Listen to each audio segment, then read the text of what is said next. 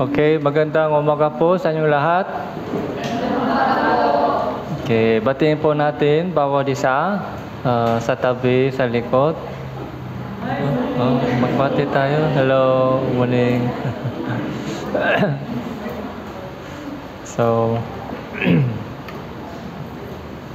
dapat si Pastor Lee Sangnok po ay nandito po ngayon para sa sermon. Pero nasa hospital po siya. Alam niyo po? Dahil nakadengge siya, dengue.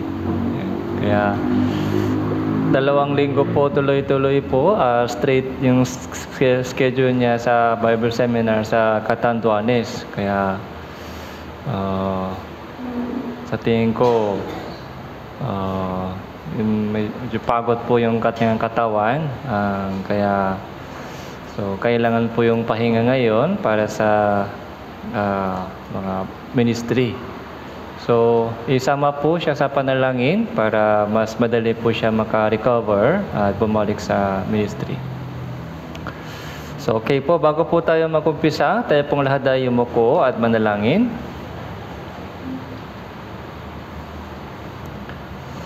Amang Diyos na nagmamahal sa amin, salamat po sa umagang ito, sa itong pagkakataon na nagtipon-tipon po kami sa inyong harapan upang makinig po ng banal na salita at magkaroon po ng banal na fellowship na kasama po yung mga kapatiran sa pangalan ng Panginoon.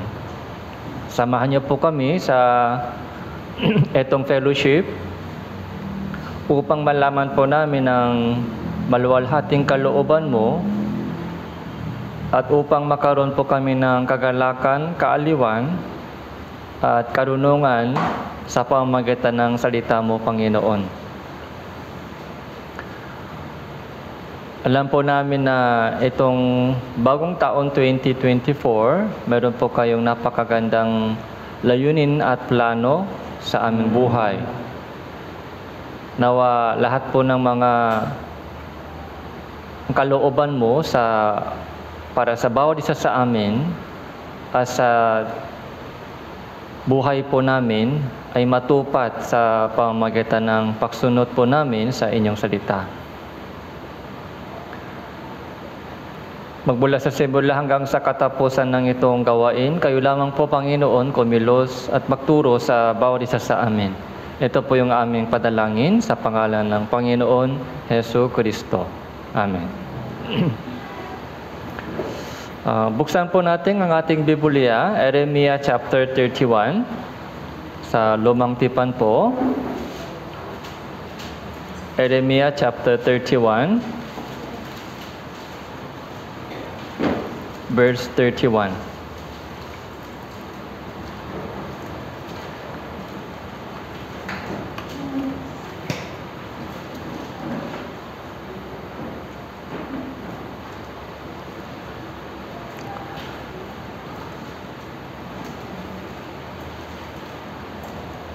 Magmula 31 hanggang 34. Magmula verse 31 hanggang verse 34. So, magsalitan po tayo sa ating pagbabasa. Jeremiah chapter 31, magmula verse 31 hanggang 34. So, ako po muna, tapos kayo, alternatively, basahin po natin.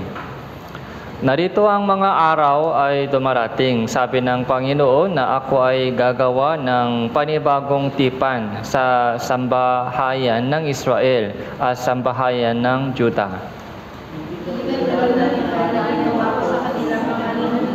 Nakunin ko sila sa pamamagitan ng kamay upang ilabas sila sa lupain ng Ehipto. Ang aking tipan na kanilang sinira, bagaman naway sa araw ng kanila sa aking Unit, ito ang tipan na aking gagawin sa sambahayan ng Israel pagkatapos ng mga araw na iyon, sabi ng Panginoon.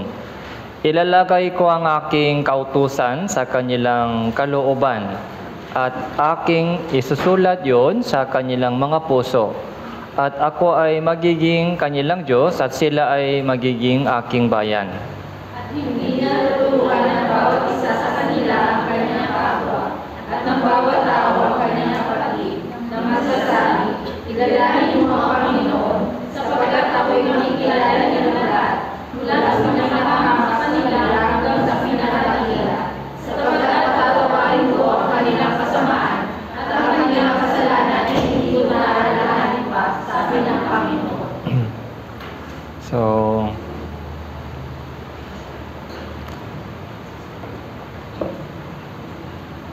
So, okay po. Salamat sa pagbabasa po ninyo. So, Jeremiah chapter 31, verse 31 hanggang 34. So, ito po ay napakahalagang talata sa buong Biblia. Okay? Kaya kailangan po natin malaman kung ano po ang lesson sa itong talata. So maraming mga salita po ay pumatak sa atin o dumarating po sa ating puso. Sa 31, sa itong verse 31, anong words po ay dumating po sa inyo o napansin po ninyo sa ito? Panibagong tipan. Okay? Panibagong tipan po ay yung pinaka mahalagang title po dito. So, may dating tipan, tapos panibagong tipan. So, 32, ang aking tipan na kanilang sinira. Yung dating tipan ay sinira ng Israelita. Yung dating promise ay sinira po nila. Anong uri ng tipan po ito, dating tipan? Sinira po nila. Okay. Yung dating tipan po ay nakikita po natin sa buong lumang tipan. Kaya sabi po, lumang tipan at bagong tipan. So, Biblia po ay binubuo ng dalawang bahagi, di ba? Old Testament, New Testament. Bakit ganong dalawang pangalan? Old Testament. Anong meaning ng Old Testament? Anong meaning ng New Testament? So, kailangan po natin malaman yung lumang tipan, yung Old Testament, saka yung bagong tipan, New Testament, ay ibang uri ng tipan. So, pwede po natin masabi, yung lumang tipan ay yung tipan na tipan po tungkol kay Jesus na darating pa. Bagong tipan ay tipan, natupad po yung mga tipan ng Diyos. Pero, in connection sa itong talata, so pwede rin po natin maintindihan po ganito, yung lumang tipan ay 10 utos. Lumang tipan. Tapos yung tipan sa pagitan ng yung pinagsunduhan po ng Diyos sa mga Israelita sa lumang tipan, kapag sumunod ka, ay pagpapalain kita. Kung hindi ka sumunod, susumpain kita. Yun po yung lumang tipan. Pag sumunod, blessing. Kung hindi sumunod, so sumpa. Pero tinupad po ba ng mga Israelita yung tipan, unang tipan? Hindi po. Sinira po nila. Ibig sabihin, hindi sila sumunod.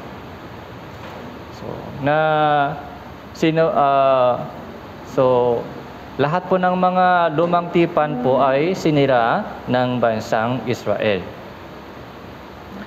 So, ilagay po natin dito yung tali, yung mga bookmark.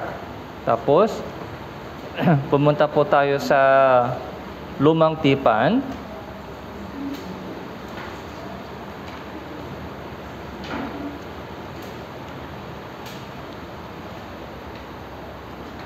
So, Exodus chapter 20.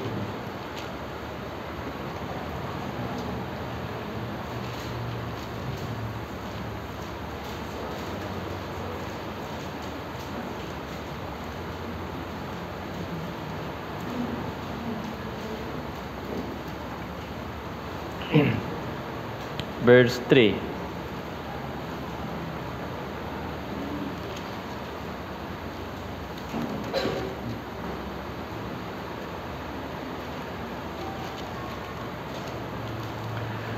So, ito po yung mga 10 commandment. Diba, Exodus chapter 20. So, first 3, huwag kang makakaroon ng ibang mga Diyos sa harap ko. Ito po yung number 1. So, 10 commandment. Tapos, yung pinakahuli po ay verse 17 po.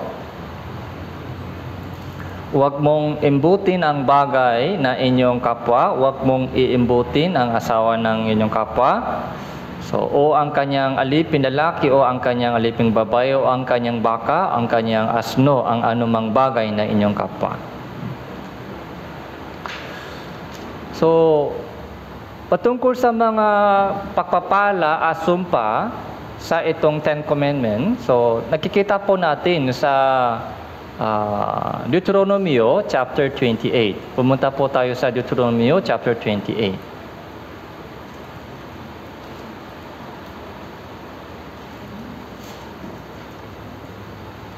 Verse 1.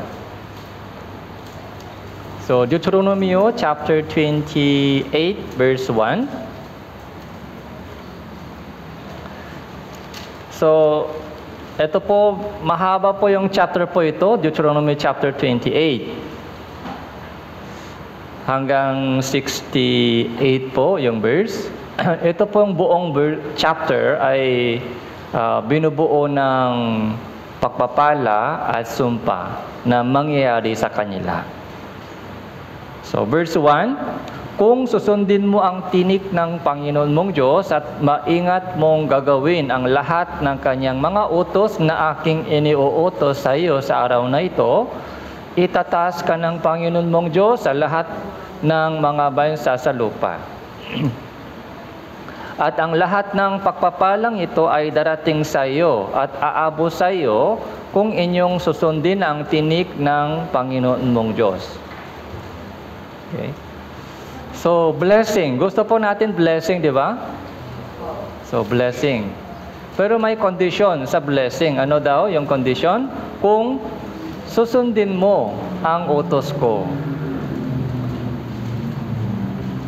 Kaya from verse 1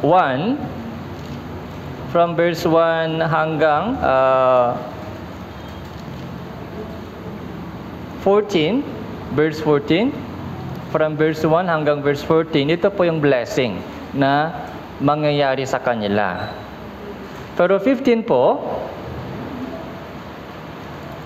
unit, kung hindi mo papakinggan ang tinik ng Panginoon mong Diyos sa pamamagitan ng pagsasagawa ng lahat ng kanyang mga utos at tuntunin na aking iniutos sa iyo sa araw na ito, at ang lahat ng sumpang ito ay darating sa iyo at aabot sa iyo. From verse 15 hanggang verse 68. Alin po ba mas marami? Blessing o sumpa? So, mga kaunti lang blessing, yung promise ng blessing, pero mas maraming mga warning.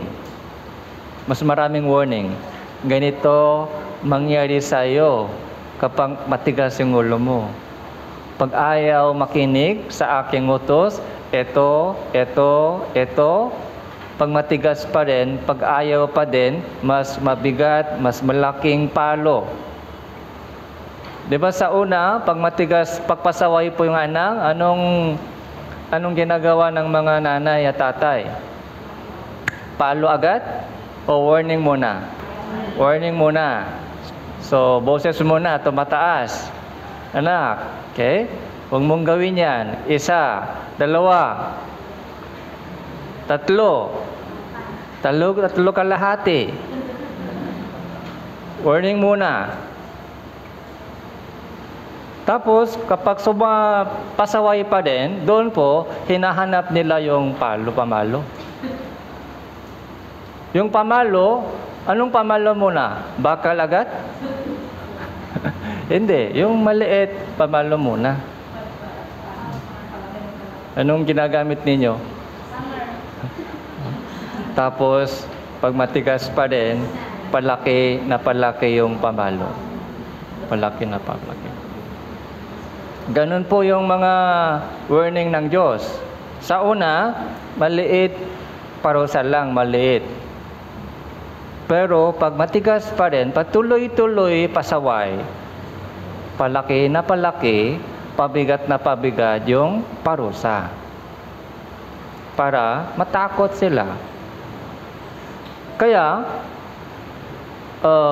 doon po sa unang tipan, so ang mahalagang yung motivation po doon ay takot sa parusa. Yung takot sa parusa, yun po yung motivation po nila. Ito ang mangyayari sa iyo, okay? Kaya sumunod ka. Kung hindi ka sumunod, ganitong sumpa, mangyayari sa iyo. Gagawin ko yan, paparusahan kita. Okay? Papaluin kita. Paparusahan kita. Yun po yung unang tipan. Kaya siyempre takot. Kaya maraming tao po ay, hanggang ngayon po, maraming tao po ay nasa unang tipan pa rin. Hanggang ngayon, sa ating panahon po, maraming tao nasa lumang tipan pa rin po sila. Bakit nagsisimba po sila? Dahil sa takot. O para sa blessing. Okay, blessing. Yung motivation po, ay takot sa impyerno. Motivation. Bakit naniniwala sila sa Diyos? Dahil takot ako sa impyerno. Ayaw ko mag-impyerno. Parang pinipilit po silang magsimba. Parang pinipilit po silang maglingkod sa Diyos dahil sa takot. Pero, ang gusto po ng Diyos sa atin ay kusang loob. Hindi po sa pilitan. Okay. Kusang loob po ay wala po doon sa lumang tipan. Pero sabi sa Biblia, Jeremiah chapter 31, sinira po nila yung unang tipan. Anong ibig sabihin? Sumunod po sila sa kautusan ng Diyos o sumuway? Sumuway sila sa kautusan ng Diyos. Kaya, yung buong history ng bansang Israel ay puro mga parusa. Pinarusahan po sila ng Diyos. Okay. Kaya pag sinugo ng Diyos sa kanila yung mga propeta, ayaw nila magsisi, binabato nila yung mga propeta, tapos pinatay po nila yung mga propeta. Kaya sa huli po, sino po yung isinugo ng Diyos sa kanila? Mismong anak. Si Jesus Cristo po ay isinugo ng Diyos sa kanila, Israelita. Pero ano po yung ginawa nila? Tinanggihan po nila si Jesus Cristo. So, John chapter 1. Pumunta po tayo sa John.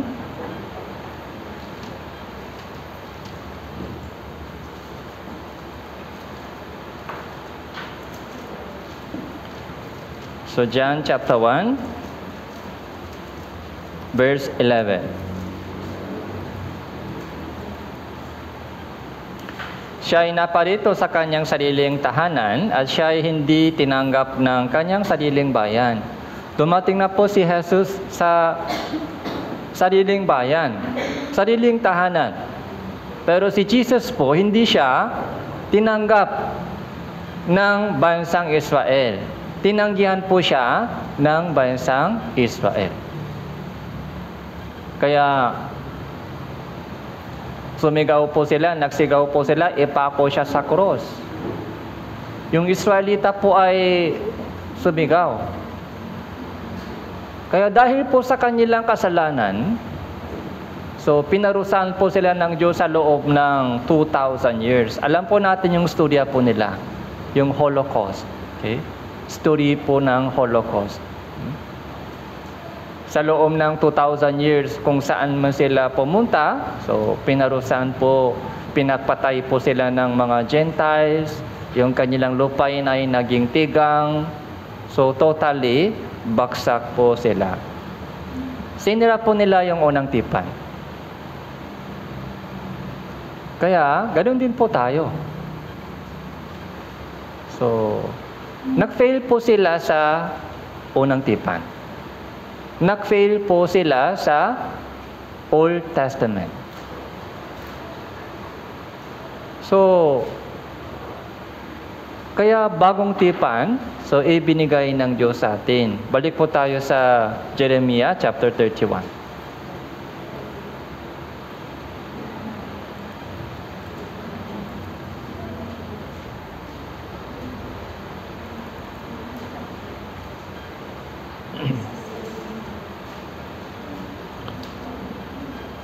Narito ang mga araw ay dumarating, sabi ng Panginoon, na ako ay gagawa ng panibagong tipan sa sambahayan ng Israel at sambahayan ng Juda. Panibagong tipan.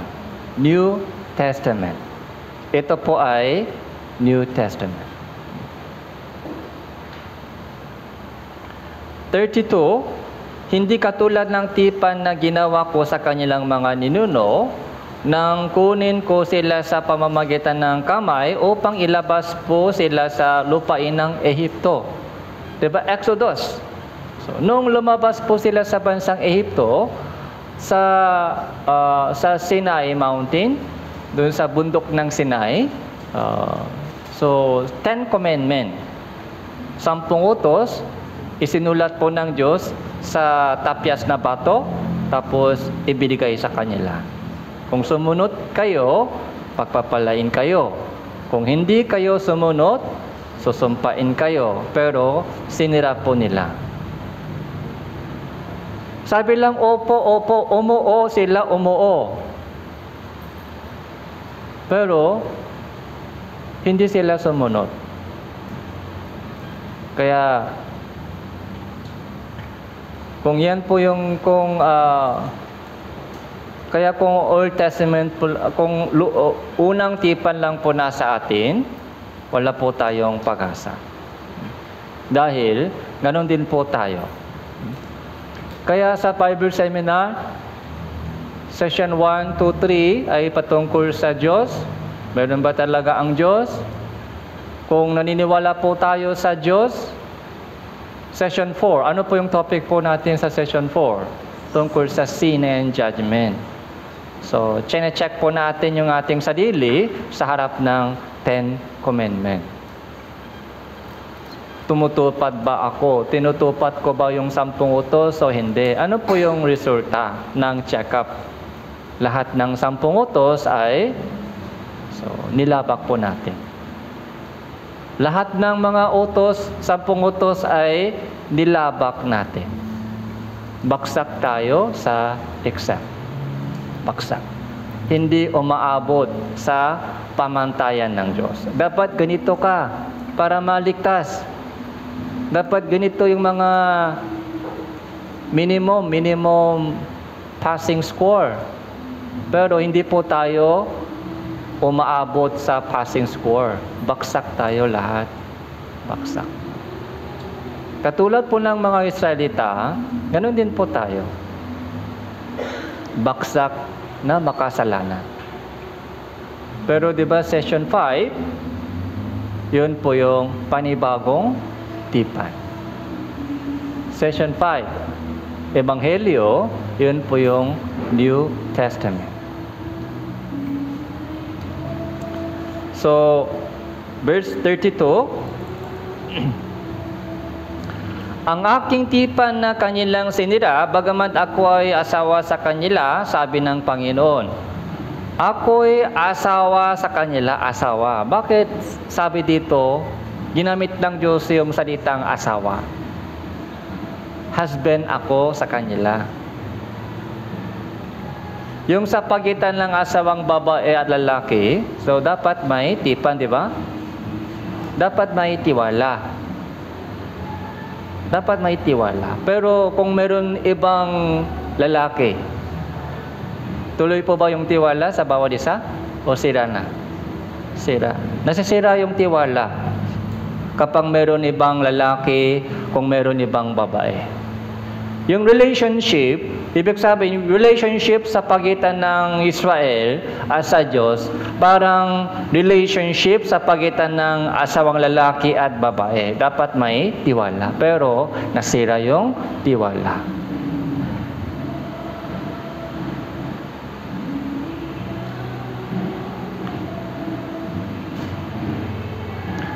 So, para may idea po tayo tungkol sa asawa, yung word sa asawa dito, yung meaning ng asawa, pumunta po tayo sa Santiago.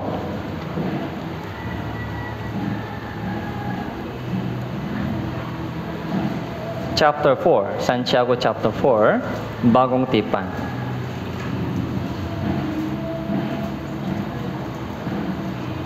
Verse 4. Chapter 4, verse 4.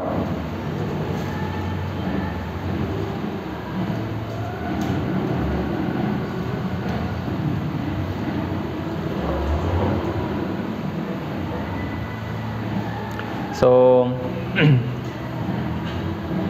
pwede po natin basahin, verse 4, 3, 2, 1. Mga lunya, hindi ba ninyo nalalaman na ang pakikipagkaibigan sa salibutan ay pakikipag-away sa Diyos? Kaya sino mang nagnanais na maging kaibigan ng salibutan ay nagiging kaaway ng Diyos. Verse 5, o iniisip pa ninyo na walang kabuluan ang sinasabi ng kautusan, kasulatan na ang Espiritu na pinatira niya sa atin ay nangnanasa na may paninibukho. Anong meaning paninibukho? Anong ibig sabihin paninibukho? So, jealous. Jealous. Inggit. So, bakit may jealous ang Diyos sa atin? Dahil meron tayong ibang kaibigan. Anong kaibigan po ito? Salibutan. Salibutan. Mas malapit, mas close po tayo sa salibutan kaysa Diyos. Mas close po tayo sa Facebook kaysa Bible. Inggit po siya. Inggit. Mas close po tayo sa mga barkada sa salibutan kaysa mga kapatiran. Jealous ang Diyos sa atin. Jealous. Kaya, nung sa Genesis po, nung nilikha ng Diyos ang tao, nilikha ng Diyos ang tao bilang katuwang. Bilang katuwang po, yun po yung pinaka-purpose of creation. So, para nilikha niya tayo para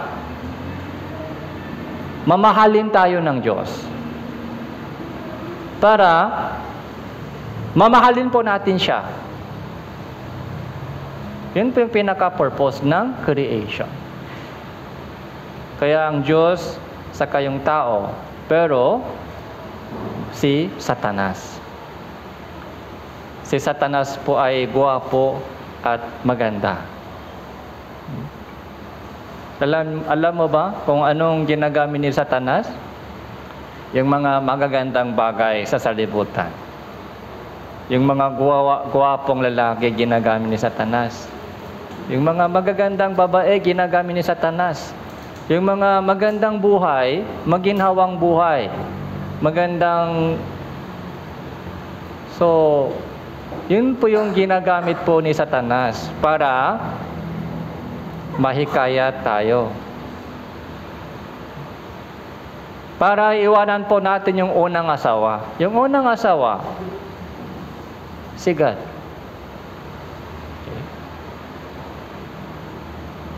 Doon po, yun po yung sinabi ng Diyos. Iniwanan nila ako kahit ako ay asawa nila.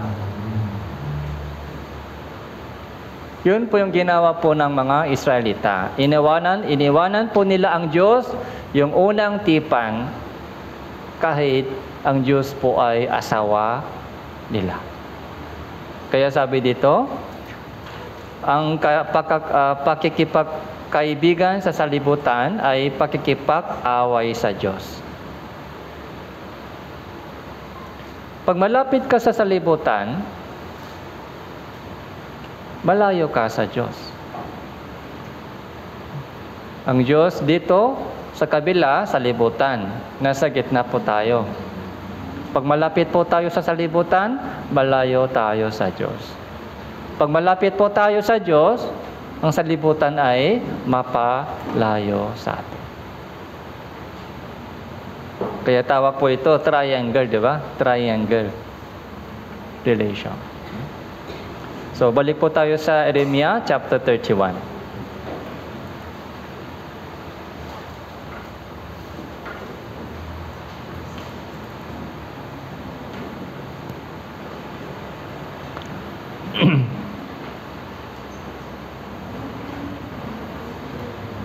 Kaya pansinin po natin, ito, ang aking tipan na kanilang sinira. Yung aking tipan ay sinira po nila kahit ako'y asawa sa kanila. Bagamat ako'y asawa sa kanila, sinira po nila yung aking tipan. Yun po yung kasalanan ng mga Israelita, ganun din po sa atin. Pero verse 33, ito po yung panibagong tipan. Napakahalaga po ito.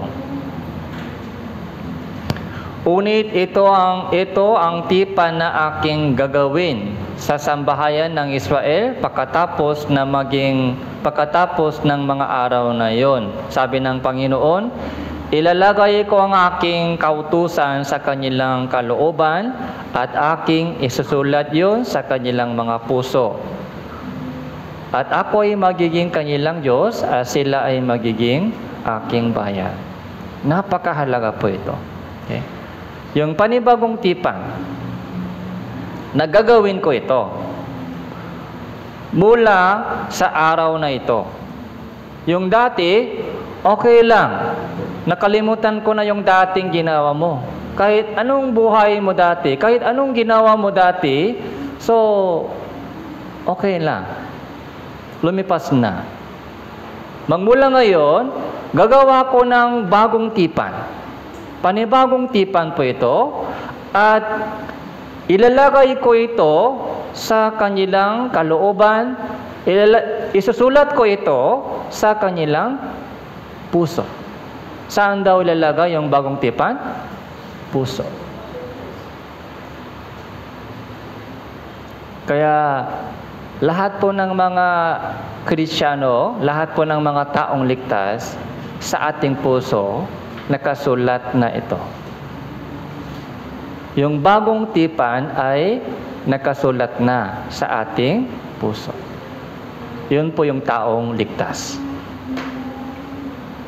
Hindi ito maintindihan ng mga taong hindi pa ligtas. Nasa unang tipan pa rin sila. Nasa lumang tipan pa rin sila. Pero sa ating mga Kristiyano, nakasulat na po yung panibagong kautusan ito. Okay? May purpose. Ano po yung purpose? Ako ay magiging kanilang Diyos. Sila ay magiging aking bayan. Ako ay magiging Diyos nila. Ito po yung fellowship. Fellowship. Ito po yung napakahalagang talata, Jeremiah chapter 31 verse 32. So ito po yung binabanggit po sa bagong tipan. Okay? So pumunta po tayo sa Hebreo chapter 8.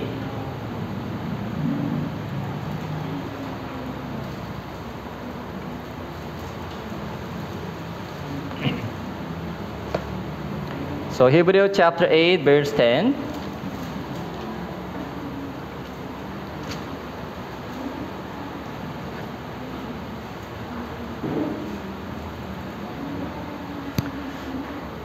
So, magbula verse 7 po, Hebreo chapter 8 verse 7.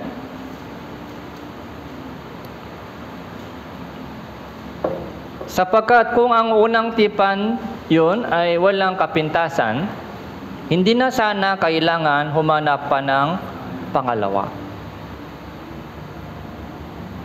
So, yung unang tipan, may kapintasan, may problema.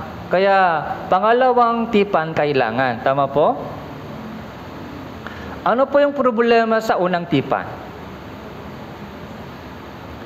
Ano po yung problema sa unang tipan? 10 Commandment. May problema po ba doon sa 10 Commandment? Doon sa batas mismo, wala pong problema. Tama po?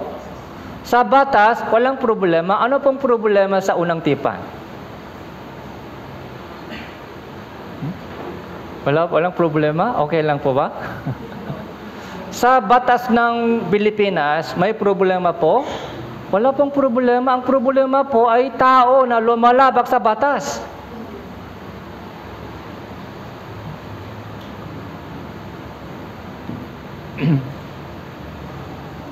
Doon sa 10 utos, wala pong problema. Holy siya, holy. Matuwid siya. Wala pong kapintasan, pero ang problema po doon, lahat ng tao ay bagsak sa harap ng 10 utos. Kaya, walang sino mang makakarating sa langit kung unang tipan lang meron. Kung unang tipan lang meron sa atin, wala tayong pag-asa. Lahat po tayo ay hahatulan, tapos magkasalanan tayo. Di ba yung anong mga pamantayan ng batas ng Diyos? Alam niyo po ba, napakahigpit yung batas ng Diyos. Akala po ng mga tao, ang Diyos ay laging nakangiti lang sa atin. Nakaredy po siya lagi para bigyan tayo ng blessing. Hindi po. Kung titingnan po natin yung Biblia, ang Diyos ay banal na hukom. Humahatol po siya sa mga makasalanan. Napakahigpit po yung batas ng Diyos. Kaya example po, nakikita po natin sa Matthew chapter, doon po sa sinabi ni Jesus. Yung unang tipan, sino mang pumatay sa isang tao ay mananako sa hukuman. Pero anong sinabi ni Jesus? Sino mang magsasabi, ulol ka, ora ka, ay mapupunta sa impyerno. Bawat tumitingin sa lalaki, bawat tumitingin sa babae na may pangnanasa ay nakasala na ng pangalo niya sa kanilang puso. Napakahigpit po. Pag humarap po tayo sa 10 utos, so baksak tayo lahat. Kahit inihanda ng Diyos yung langit, napakaganda po yung langit. Pero walang tao makakapasok sa langit kung lumang tipan lang. So, naintindihan po ba?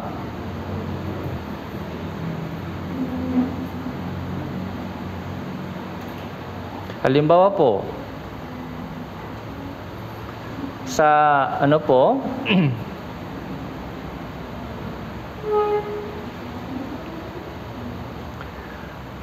di ba yung mga village, napakagandang mga bahay-bahay, nagtatayo, village, okay? Mga 2-story, 3-story, napakaganda yung village. Mga 100 house, okay? Yung bahay. Kaya nga, yung price po niya ay 10 million. O 100 million pesos. Okay? Kaya ba natin bayaran 100 million pesos? Hindi kaya. Kaya yung kagandahan ng mga bahay-bahay ay walang kinalaman sa akin. Kaya maganda siya, pero tingin-tingin lang. Hindi ako makakapasok doon. Dahil sobrang mahal. Walang kinalaman sa akin. Maganda siya, pero malayo ako doon. Ganun po. Maganda po yung langit, heaven, kaharian ng Diyos, pero kung hindi ako makaabot sa langit, anong silbi yung kagandahan ng langit sa akin? Kung hindi ako makakapasok doon. So, walang kinalaman sa akin. Kaya, unang tipan, kung wala po siyang kapintasan, hindi na sana kailangan humanap pa ng pangalawa. Pero kailangan po natin pangalawa dahil walang sino man makakapasok sa langit sa pamamagitan ng unang tipan. 10 Commandments.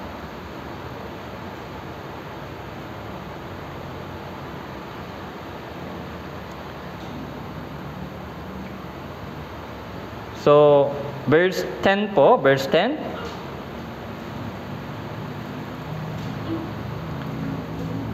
So, Hebrew chapter 8, verse 10. Basahin po natin ito ng sabay-sabay. 3, 2, 1. Ito ang tipan na aking gagawin sa sambahayan ng Israel.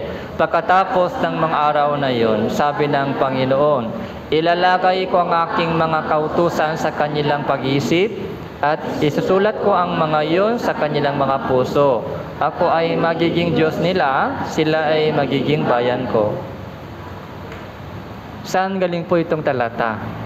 Ito po ay galing sa Jeremiah chapter 31, verse 33. Eksaktong pareho. Okay? Ibig sabihin, yung Jeremiah chapter 31, verse 33 ay hindi lamang po para sa Israelita. Ito po, tinatawag po itong biyaya ay para sa lahat ng tao.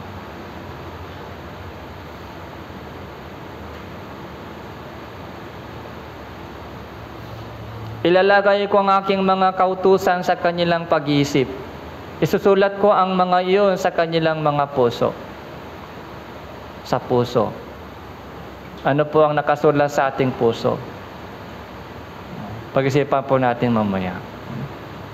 Kung wala pong nakasulat sa ating puso, Christian living mahirap gawin. Kung wala po tayong itong puso, kung wala pong nakasulat sa ating puso, bagong tipan, Christian living, impossible naman po ito. Dapat, meron po tayong panibagong puso na galing sa panibagong pangako, tipan. Okay.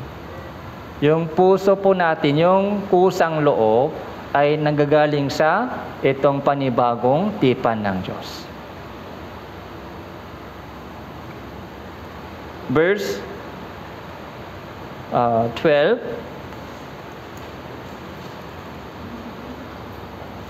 Basahin din po natin ito. 3, 2, 1.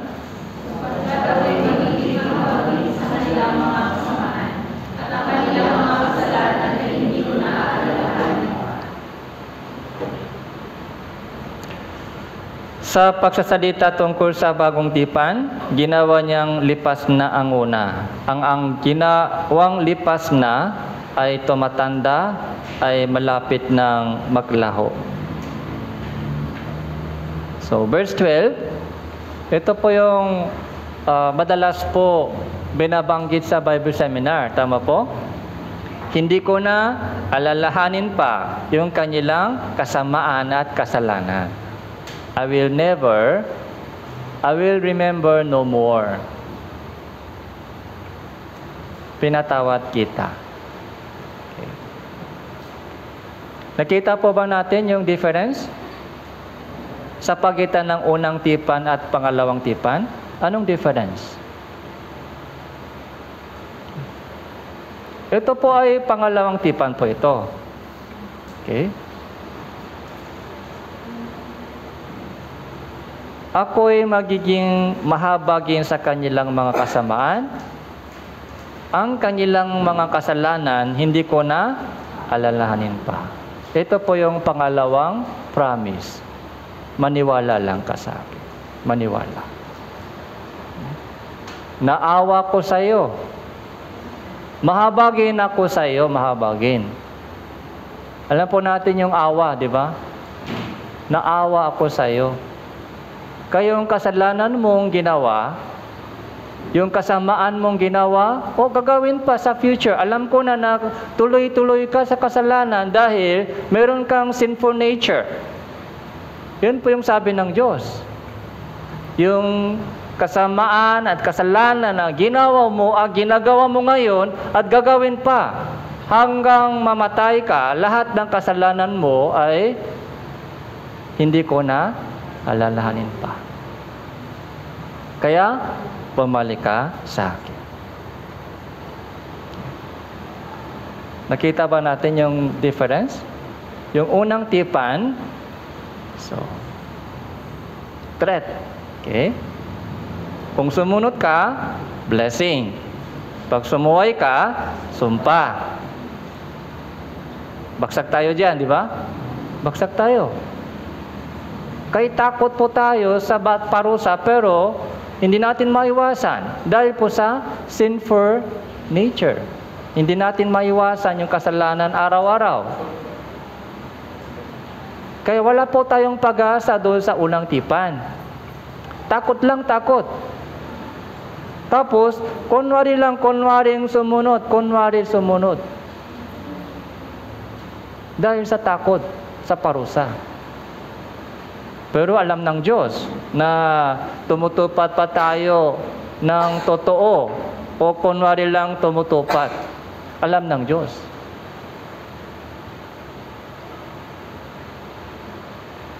Kaya baksak po tayo sa unang tipan, pero itong pangalawang tipan. May condition po ba sa pangalawang tipan? May requirement? May condition? Walang condition. Walang requirement. Kahit hindi tayo sumusunod sa kautusan ng Diyos, magkasalanan po tayo, pero anong ginawa ng Diyos? Anong sinabi? Ang kasalanan mo, kasamaan mo ay napatawad na. Natubos na. Kaya, bumalik ka sa akin. Walang condition. Maniwala lang. Magsisi at manampalataya sa Ebanghelyo. Yung Ebanghelyo po, ito po yung bagong tipan. Gospel. Walang kondisyon. Walang requirement. Kaya ito po yung tinatawag na biyaya. Bakit ginawa po ito ng Diyos? Verse 12, sapagkat ako ay magiging mahabagin sa kanilang mga kasalanan, naawa ako sa iyo, naawa.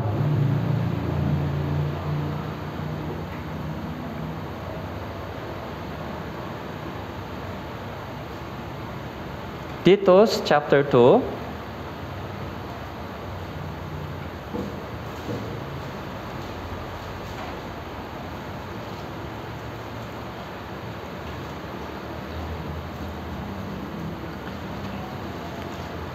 Sa bagong tipan, Titus chapter 2 verse 3.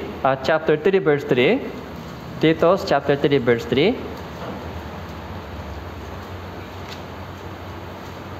Sapagkat tayo din naman noong dati ay mga hangal, mga suwail, mga nalilang, mga alipin ng sari-saring pagnanasa at kalayawan, na namumuhay sa kasamaan at inggit, mga kasukulam-sukulam at napupuo sa isa't isa. Ito po yung dati po natin buhay. Ganito po tayo dati. Okay. Hangal tayo noon. Tama po, hangal tayo? Hangal tayo noon. Hangal. Sinabi ng Diyos, sinabi ni Jesus, sinabi ng Diyos sa isang mayamang hangal. Anong sabi ng Diyos? Isang mayamang hangal. Anong sabi ng Diyos sa kanya? Hangal, sa gabing ito, kukunin ang inyong kaluluwa. Hangal ka. Masaya ka dyan. Maraming mga nakaimbak na pera sa bangko. Hangal ka yan, hangal ka. Sa gabing ito, kukunin ko yung kaluluwa mo. Saan mapupunta yung mga pera mo? Saan mapupunta yung mga Cellphone mo bago. Masaya ka sa mga bagay-bagay na nakaimbak sa mundo, hangal ka. Sa gabing ito, kukunin ang inyong kaluluwa. Saan mapupunta yung mga bagay na inihanda mo? Sino po yung hangal? Sino po yung hangal sa harap ng Diyos?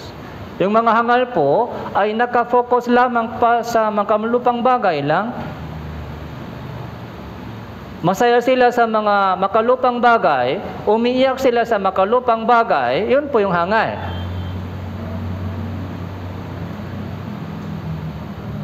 Ganun din po tayo dati, mga hangal, mga suwail. Suwail po tayo. Pasaway tayo, matigas yung ulo. Mga nalinlang, ano pong meaning nalinlang? So, naloko. Nadaya tayo ng mga tukso ng mga nanunukso, yung si Satanas. Nadaya po tayo. Akala mo na matalino ka? Hindi po tayo matalino. Madali po tayo maluloko ng mga nakikitang bagay. Nadaya po tayo, nadaya. Mga alipin ng sadin-sading pagnanasa, kalayawan, namumuhay sa kasamaan, inggit, mga kasukulam-sukulam na popuo sa isa't isa. Inggit, jealous. Hindi po tayo libre sa ganitong mga emosyon. Inggit, jealous, galit. Pero, verse 4, unit nang mahayag ang kabutihan at kagandahang loob ng Diyos na ating tagapagligtas. Iniligtas niya tayo hindi dahil sa mga gawa na ating ginawa sa katuwiran, kundi ayon sa kanyang kahabagan sa pamamagitan ng paghuhugas ng muling kapanganakan at ng pagbabago sa pamamagitan ng Espiritu Santo. Ito po yung bagong tipan. Iniligtas niya tayo, hindi dahil sa mga gawa ng ating ginawa sa katuwiran. Hindi dahil sa gawa. Hindi dahil sa mabubuting gawa. Dahil baksak tayo. Wala po tayong anumang mga katuwiran na ginawa sa harap ng Diyos. Hangal tayo noon, suwail tayo noon, nadaya tayo noon. Puro ganun lang yung buhay po natin. Kaya kung unang tipan ng meron sa atin, wala po tayong pag-asa na makapunta sa langit. Pero salamat sa Diyos dahil naawa siya sa atin. Naawa, kahabagan. Naawa siya sa akin. Tapos lahat ng iniligtas po niya tayo sa pamamagitan ng dugo ni Hesus Kristo. Unconditional pag-ibig. Walang condition. Hindi ko na alalahanin pa ang inyong kasalanan. Kaya, balik ka, umuwi ka na. Parang yung mga puso ng magulang. Diba yung mga teenager, kabataan minsan, naglalayas po sila. Tama po? Naglalayas po sila sa bahay. Dahil mas gusto po nila yung mga barkada. Ayaw umuwi. Pag umuwi ako, papatayin ako ng mama. Takot. Pero minsan, yung magulang po, nakalimutan, nag-uuri sila. Baka may aksidente, baka may nangyari. Kaya anong sabi ni mama? Umuwi ka na, pinatawad pa kita. Hindi ko na alalahanin na ang kasalanan mo. Umuwi ka lang, umuwi ka. Hindi kita papatayin, umuwi ka lang. Hindi kita papaluin, umuwi ka lang. Yun po yung puso ng magulang. Tama po? Ganon din po ang Diyos. Umuwi ka lang. Hindi kita papaluin. Pinatawad na kita. Kaya Isaiah chapter 44.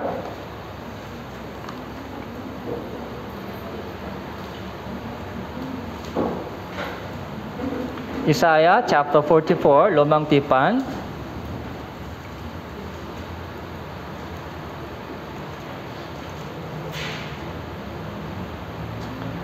Verse 22.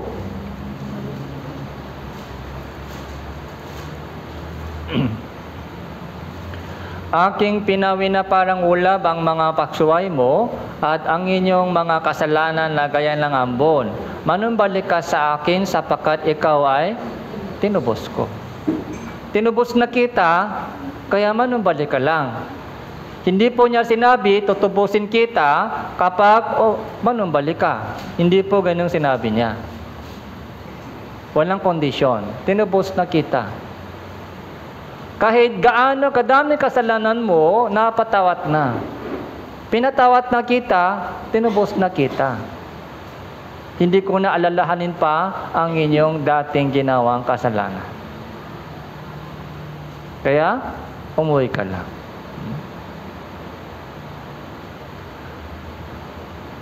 Pag ayaw umuwi, yun po yung kasalanan. Tama po? Kaya ganitong sinasabi ng Diyos sa atin. Pag ayaw pa din bumalik, yun po yung unforgivable sin. Isa lang po yung kasalanan na hindi pwede mapatawad. Unforgivable sin. Ano po? Ayaw bumalik sa Diyos. Bakit ayaw bumalik sa Diyos?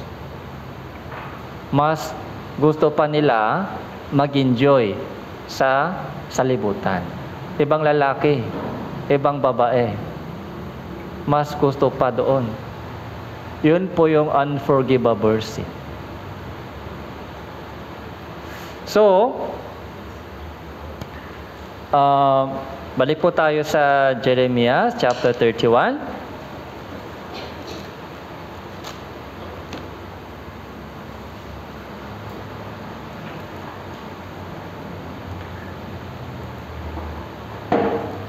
Jeremiah chapter 1, verse 33.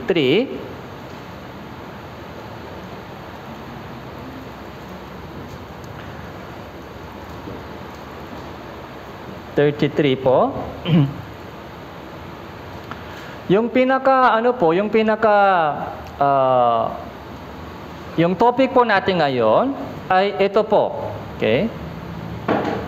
Ang aking kautusan ay ilalagay ko sa kanilang kalooban. Sa Hebreo, ano pong sabi? Pag-iisip. Okay? Ilalagay ko ang aking kautusan sa kanilang kalooban, sa kanilang pag-iisip, sa kanilang puso. Kaya lahat po ng mga taong ligtas, meron po ganitong panibagong puso. Panibagong pagnanasa. Panibagong puso, panibagong pagnanasa. Ito po yung tinatawag na pagnanasa ng banal na Espiritu. Sa lahat ng taong Kristiyano, sa lahat ng mga taong ligtas, meron po tayong ganitong panibagong puso. Panibagong pagnanasa. Yung dating pagnanasa, nandyan pa rin. Hindi po mawala po yun.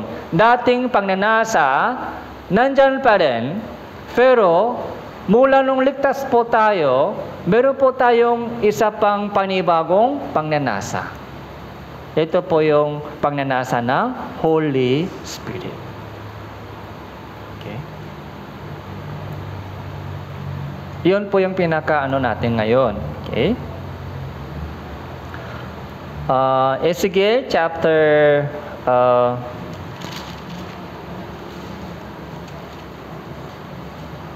Ezekiel chapter 36. Pumunta po tayo sa Ezekiel.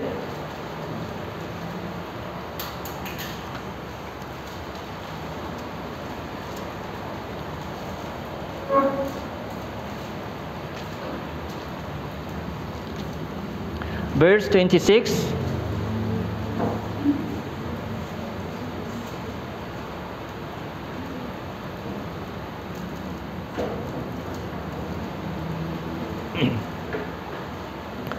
Ezekiel chapter 36 verse 26 hanggang 28. Babasahin ko po.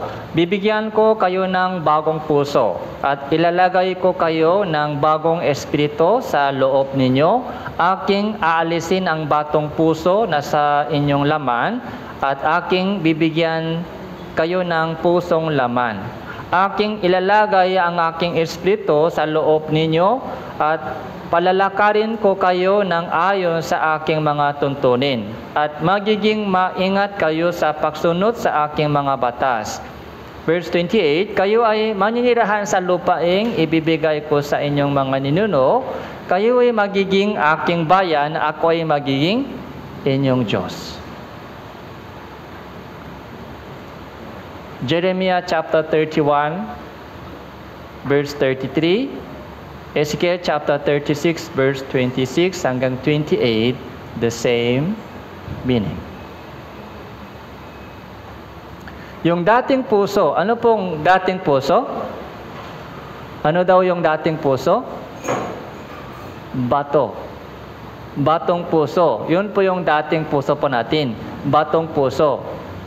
Bato. Malambot siya o matigas? Matigas. Kaya matigas yung puso natin dati. Hindi lamang yung ulo tigas, yung puso matigas. Anong ibig sabihin? Anong ibig sabihin pag sinasabi ninyo matigas yung ulo mo? Matigas yung puso. Anong meaning? Ayaw baguhin. Ayaw baguhin. Yun po yung matigas yung ulo. Ayaw makinig, ayaw baguhin yung dating pamumuhay. May sariling isip.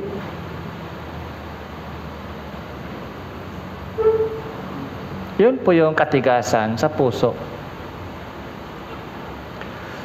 Pero, sabi ng Diyos, aalisin ko ang batong puso sa inyong laman. Yung batong puso mo, aalisin. Tapos, bibigyan ko kayo ng bagong puso. Bagong espiritu. Pusong laman. Pusong laman. Matigas o malambot? Malambot. Pusong laman. Heart of flesh. Di ba karne? Yung karne ng baboy, matigas o malambot? Yung karne sa tindahan, matigas, malambot? Malambot. Huh?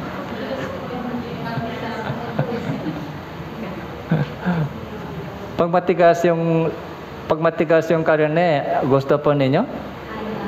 Hindi, ayaw. Yung malambot, soft. Yun po yung mas gusto natin, soft. Pag matigas na, matagal na, ibig sabihin. Ibang kulay na. Sira na. So, yung pusong bato, pusong laman, ito po yung keyword po natin. Anong rin ang puso na sa atin? Dati, bago po tayo naligtas, matigas talaga yung puso po natin, matigas. Parang yung, di ba, doon sa parable ng sower, may 4 na uri ng daan. So, yung unang lupa ay 4 na uri ng lupa sa parable of sower. Yung unang lupa po ay tabing daan. Matigas. Tabing daan. Matigas yung tabing daan dahil lagi nilalakaran ng tao. Nasasaktan, may problema, nadadaya, okay, nag-aaway, inggit. Habang tumatagal po tayo sa buhay, mula nung ipinanganak, so, tumitigas po yung ating puso dahil sa mga problema sa buhay. Kaya kahit nahulog po yung bini, wala pong pumapasok sa lupa. Kinakain ni Satanas. Kinakain ng ibon. Ganun din po yung mga batuhan. Matigas pa din. May bato pa rin sa loob.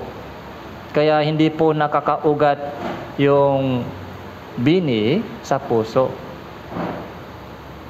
Kapag may katigasan po sa ating puso, yun po yung bato. Kung meron po tayong bato sa ating puso, kahit nakikinig sa salita ng Diyos, kahit matagal po tayo sa pagkikinig, pero wala pong ugat. Bakit po walang ugat? Dahil sa katigasan sa puso. Kapag hindi malambot yung ating puso, mahirap makaugat yung salita ng Diyos. Pero yun po yung inaalis ng Diyos, yung batong puso, bagong puso, bagong espiritu, yun po yung pusong laman. Malambot na lupa, malambot na puso.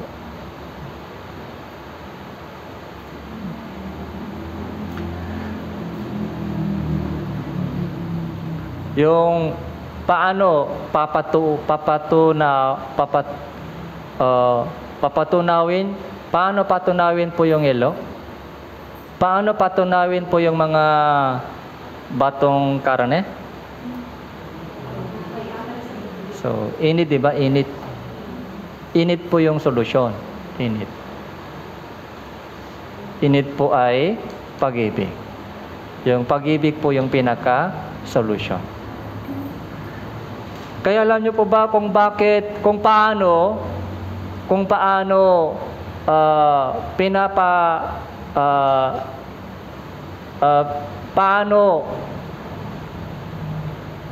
pinapalambot po ng Diyos yung ating pusong bato? Sa pamamagitan ng pag-ibig. Yung pag-ibig po yung pinakagamot sa ating katigasan ng puso.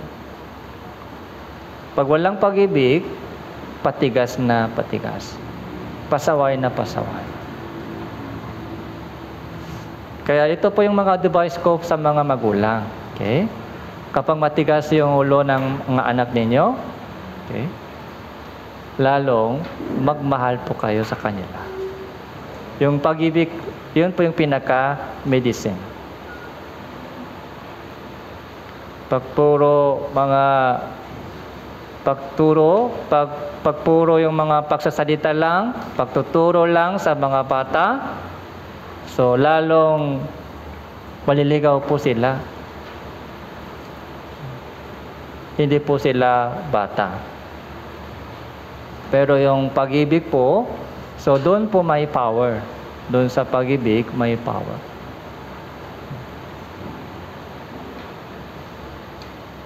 Verse 27, aking ilalagay ang aking espiritu sa loob ninyo. So, tingnan po natin. Ano daw ilalagay ng Diyos sa ating puso? Espiritu. Holy Spirit. Ito po yung napakahalagang promise po ito. Paano po yung mga banal na espiritu ay maninirahan sa akin? Marumi yung bahay. Halimbawa po, kung marumi ang bahay natin, marumi, kalat, marumi. Pwede ba imbitahan yung bisita? Bago dumating yung bisita, anong gagawin natin? Linisin muna, linis. Ang dumi, marumi, kalat. Bago dumating yung bisita, linisin muna yung bahay natin. Yung kwarto. Kapag may mayor, bibisita sa iyo sa bahay niyo, mayor. Lalong mga lininisin. Yung presidente, yung pangulo, bibisita sa bahay ninyo. Anong gagawin natin? Okay? Magtatayo ng panibagong bahay? Yung kubong bahay kubo, mahiya. Kaya magtatayo ng panibagong bahay? Hindi pwede. Yung mga bahay natin, yun ang lininisin. Paano? Pag banal na espiritu, yung Diyos mismo ay bibisita sa inyong puso. Okay lang po ba yung puso natin, ganitong dumi? Hindi pwede. Kaya, Yung paglilinis po, yun po yung ginawa ng Diyos. Hindi natin kayang gawin. Yung paglilinis ng ating sariling puso, hindi po natin kayang gawin. Kaya ang Diyos po ay naglinis ng ating puso sa pamamagitan ng kanyang dugo. Pagkatapos, pag nakita ng Diyos na malinis na yung ating puso, doon po pumasok po siya sa ating puso. Naintindihan po ba? Hindi po tayo naglinis. Marumi. Hindi natin kayang gawin yun. Yung ating maruming puso, yung ating magulong buhay, hindi natin kayang linisin o ayusin, magulo. Wala po tayong kakayahan. Kaya ang Diyos po, siya po yung naglinis ng ating maruming puso sa pamamagitan ng kanyang dugo. Okay.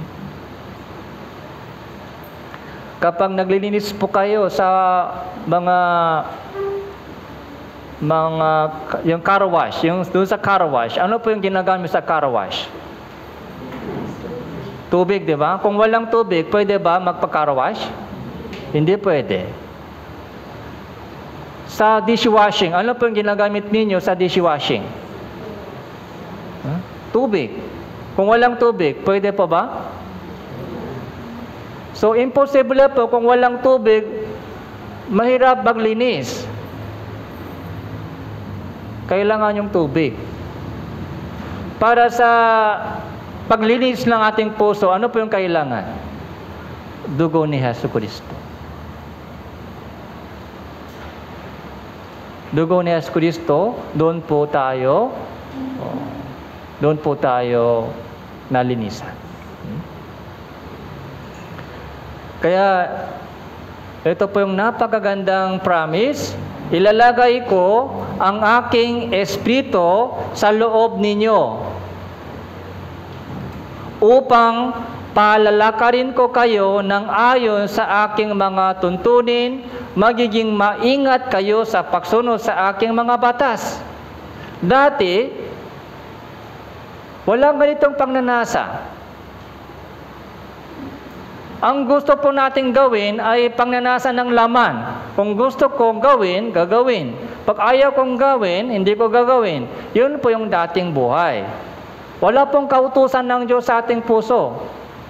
Pero ngayon, meron na po tayong panibagong pangnanasa ng Holy Spirit na nakasulat na sa ating puso. Kaya, may willing po tayong sumunod sa kanyang kalooban. Kaya kapag sumusunod po tayo sa kalooban ng Diyos, masaya. Masaya to. Hindi po sa pilitan. May kusang loob tayong sumunod sa kanyang kalooban. Yun po yung tunay na kaligayahan. Tunay na kasiyahan. Na hindi naranasan po natin sa salibutan. Okay? Yun po yung galing sa Diyos. Yung kaligayahan, kasiyahan na naranasan po natin kapag sumunod po tayo sa kanyang kalooban, hindi po yan galing sa salibutan. Ibang uri ng kaligayahan po yan. Kahit may sakit pa din sa tuhod, kahit may sakit pa din sa katawan, masaya pa din. Kahit kulang na kulang sa pinansyal, pero masaya pa din. Yun po yung makalangin na kaligayahan na galing sa Diyos.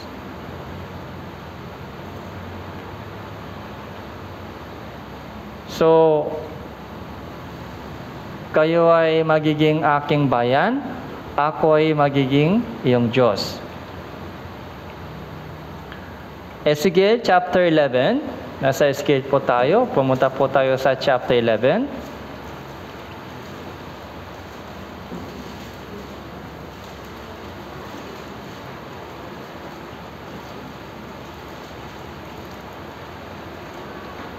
Verse 19 to 20. Ezekiel chapter 11 verse 19. Bibigyan ko sila ng isang puso, lalagyan ko sila ng bagong espiritu. Aalisin ang batong puso sa kanilang laman at aking bibigyan sila ng pusong laman. upang sila ay makasunod sa aking mga tuntunin at maganap ang aking mga batas at magawa ang mga yon. Sila ay magiging aking bayan, ako ay magiging kanilang Diyos. Ito po yung promise ng Diyos. Okay? Aalisin ko yung batong puso. Ilalagay ko yung pusong laman sa kanila para hindi matigas. Dati matigas, masuwain. Pero ngayon, malambot. Upang makasunod sila sa aking kalooban. Okay? Kaya may tanong po ako sa inyo. Bilang isang Kristiyano, ibinigay ng Diyos sa ating ganitong pusong laman, pangnanasa, kung ganon. Kaya ba natin sundin yung kalooban ng Diyos o hindi? Kaya. Dahil meron po tayong katulong. Kung ako lang nag-isa, hindi kaya. Pero kung mayroon po tayong katulong, sino po yung kasama po natin, katulong natin? Holy Spirit. May willing po tayo, pero may kalaban pa. Sino po yung kalaban po natin? Pangnanasan ng laman. May kalaban. Kaya pagkipaglaban po ito araw-araw. Pero kung magbabasa po tayo ng Bible, yung Bible po yung bala natin, yung sandata po natin. Yung prayer. So habang nagpo-pray po tayo, lumalakas po yung pagnanasa ng Holy Spirit. Habang nagbabasa po tayo ng Biblia, lumalakas yung pagnanasa ng Holy Spirit. Kapag nasa fellowship po tayo, nagiging malakas yung pagnanasa ng Holy Spirit. Kaya mas madaling labanan yung pagnanasa ng laman. Magtatagumpay po tayo. Pero kung walang Bible reading, walang prayer, walang fellowship, kung gano'n, anong mangyari? Mahihina yung pangnanasa ng Holy Spirit. Mahina. Nandyan pa rin, pero mahina. Kapag mahina po yung pangnanasa ng Holy Spirit, kaya ba labanan yung pangnanasa ng laman? Hindi kaya. Yung pagnanasa ng laman, lalong lumalaki dahil lagi nasa cellphone, Facebook, yung mga baskarda, yung mga makamundong bagay lang focus. Lalong lumalakas po yung pagnanasa ng laman. Hindi kayang labanan yun.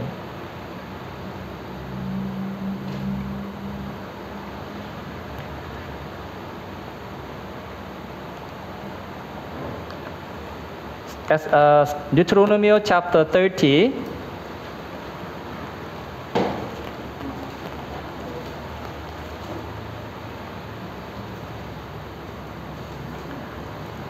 Deuteronomy chapter 30.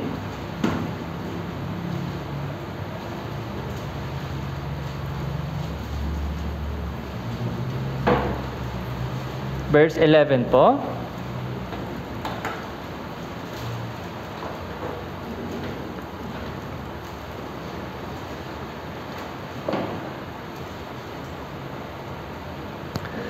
Sapagkat ang utos na ito na aking iniutos ko sa iyo sa araw na ito, hindi napakabigat para sa iyo ni malayo. Wala ito sa langit upang huwag mong sabihin sinong aakyat sa langit para sa atin at magdadala niyon sa atin at magpaparinig sa atin upang ating marinig at magawa. Ni walang sa kabila ng dagat upang huwag mong sabihin sino ang dadaan sa dagat para sa atin, magdadala niyon sa atin at magpaparinig sa atin upang ating marinig at magawa. Verse 14, basahin po natin. Kundi ang salita ay napakalapit sa iyo. Ito ay nasa iyong bibig, nasa iyong puso, kaya ito ay inyong magagawa. Ito ay inyong magagawa dahil malapit yan sa bibig mo, sa puso mo, hindi nasa malayo. Nasa ating puso, yung pagnanasa ng Holy Spirit. Ito po yung pinaka-evidence na isang tao ay ligtas na o hindi pa. Pagdadalo sa simbahan, pagdadalo sa church, so kahit wala pong mga Holy Spirit sa puso, pwede naman. Para makita yung mga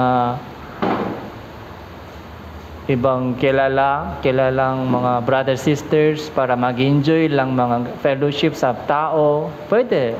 Maaari po magdadalo sa simbahan.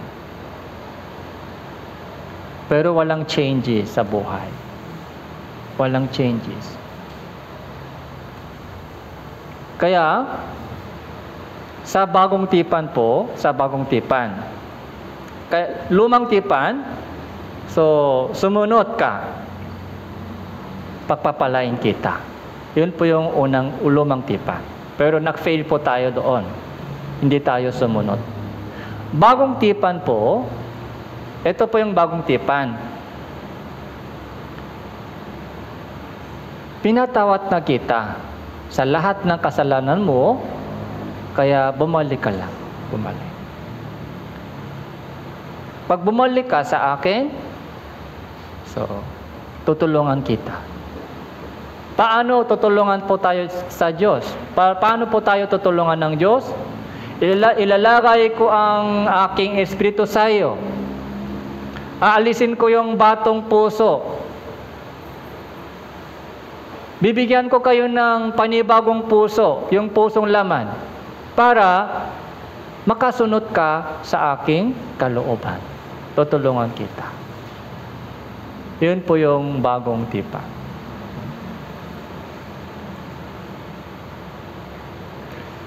So, Awit chapter 40.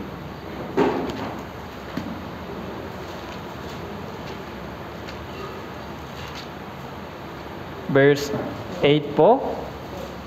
Awit.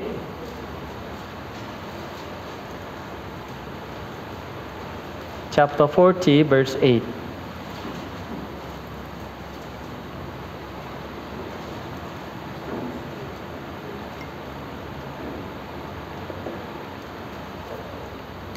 Basahin po natin ito ng sabay-sabay. 3, 2, 1. Kinalulukuran kong sundin ang inyong kalooban. O Diyos ko, ang inyong kautusan ay nasa loob ng aking puso.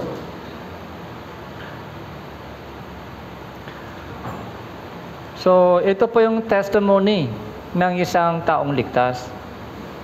Kinalulukuran kong sundin ang inyong kalooban. Ibig sabihin, malugod ako. Malugod ako kapag sumusunod ako sa kalooban mo. Masaya ako. Masaya ako kapag sumusunod ako sa inyong kalooban. Masaya. Kaya lalong gustong sumunod sa iyo. Dahil masaya ako doon. Minsan may tukso ng salibutan, kaya minsan natisod ako sa tukso ng salibutan, pero masaya po ba tayo doon sa kasalanan ng salibutan? Hindi na po. Dati, masaya po tayo sa bisyo, masaya po tayo sa kasalanan ng salibutan, pero ngayon, hindi na po tayo masaya sa kasalanan. Natitisod. Pero hindi po tayong masaya doon, kaya bumabangon agad. At gustong bumalik sa church. Gustong bumalik sa fellowship dahil doon po tayo masaya. Yung mga kapatiran, hindi pa perfecto, may problema pa sa kanilang mga ugali, sa kanilang pananalita o kilos. Pero hindi na ako tumitingin sa tao dahil sa Diyos lang ako tumitingin. Sa Diyos lang ako tumitingin. Yung mga problema ng mga kapatiran, minor issue lang, minor issue. Hindi malaki yan sa akin. Mahalaga sa akin ay Diyos ko. Ang kumikipakilos ng Diyos sa church, yun ang mahalaga sa akin. Doon ako lumalago, doon ako lumalaki. Huwag po tayo masyadong tumingin sa tabi mo. Sama sila sa itong paglalakbay. So, Nasa hospital po tayo. Nasa hospital. Lahat po ng mga nasa hospital may sakit. Okay? Kung walang sakit, bakit nasa hospital pa sila? Lahat po ng mga nasa hospital ay may sakit. Kaya, tiisin po natin yung sakit ng iba. Ako din may sakit. Sila din may sakit. Isa lang doktor sa Diyos. Isa lang doktor sa hospital po ito. Ang Diyos po ay doktor. Saka yung Holy Spirit ay nurse. Tumutulong. Tayo po ay, pasyente. Kaya maintenance, gamot kailangan po natin habang buhay pa. Maintenance gamot. Ano po yung maintenance gamot? Gamot sa inggit. Pangbuhay po yan. Habang buhay pa, hindi mawalang inggit. Yung ugali mo, mawala po yung ugali. Nandyan pa rin. Kaya kailangan maintenance, gamot. Pagpipigil sa sarili. Iba-iba yung sakit sa atin. Yung maintenance gamot ay nasa Biblia. Huwag po tayo masyadong tumingin sa aking mga problema. Okay? Hindi po mawala yun habang buhay pa.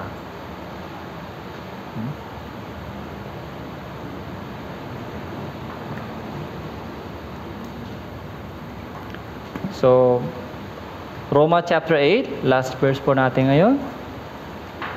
Roma chapter 8.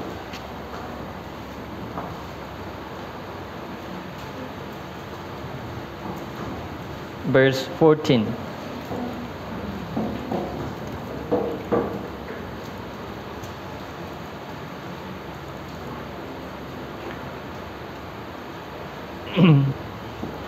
Okay, basahin po natin ito ng sabay-sabay. 3, 2, 1. Sapagkat ang lahat ng pinapanubayan ng Espiritu ng Diyos, na sila ay mga anak ng Diyos. Okay. So, lahat po ng mga anak ng Diyos ay pinapanubayan ng Espiritu ng Diyos. Nasaan po ba yung Espiritu ng Diyos? Nasa ating puso. Inilagay ng Diyos sa atin yun noong ligtas po tayo. Nung naunawaan po natin yung unconditional grace, hindi ko na alalahanin pa ang kasalanan mo. Okay? Ang kasalanan mo, hindi ko na alalahanin pa. Manumbalik ka sa akin. Nung bumalik po tayo sa Diyos, so inilagay po niya sa atin yung pusong laman, panibagong puso, yung Espiritu ng Diyos. Kaya, ang kailangan po natin gawin ay sundin ang gabay ng Holy Spirit. Sumunod po tayo sa gabay ng Holy Spirit. Palakasin po natin yung ating pangnanasan ng Holy Spirit sa pamamagitan ng prayer, words of God, prayer, fellowship. Pag may lakas po tayo, ano po yung pinaka-mission po natin? Yung evangelism. Kaya magmula bukas, meron po tayong Bible seminar. So, meron po ba? So, isama po natin yung mahal po natin sa buhay. Okay? Dahil yun po yung pinaka-mission po natin sa natitirang buhay sa mundong ito. Kaya meron po tayong mga pre-request, kaya i-follow up po natin, tapos isama po sana bukas sa Bible seminar. Okay? Manalangin po tayo.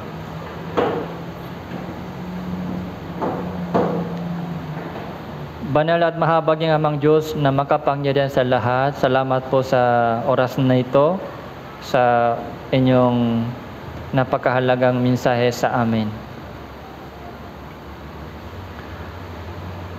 Iniligtas niyo po kami sa pamamagitan ng kahabagan at kaawaan ng Panginoon.